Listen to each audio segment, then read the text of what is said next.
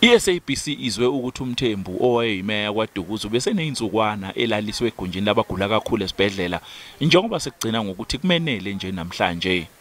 Kwathi ngemuva kokhetho lolubanjwe ngoNhlaba nyakenye uMthembu wabe sejutshelwa kosokuba ilungu lesishayamthetho sesifundazwe eKwaZulu-Natal waphinde waqokelwa esigungwini esiphezulu seqembu elibuswayo esifundazweni.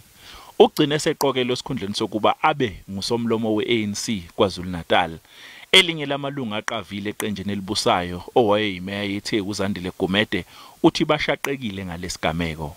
Siwumndeni kaAfrican National Congress eKwaZulu-Natal yonke neThekwini region.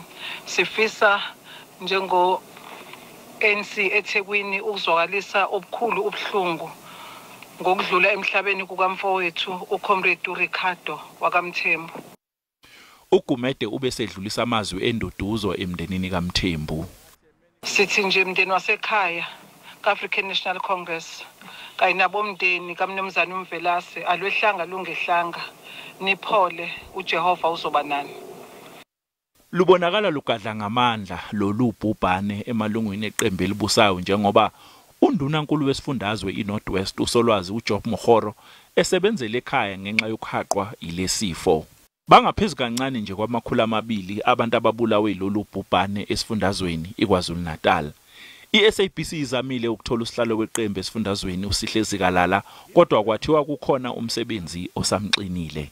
Usomlomo wesishayamthetho sesifundazwe uNontembeko Boyce uthe beyisishayamthetho bazokhipha istatimende maduze. NguCalvin Dludla weindaba zeSABC.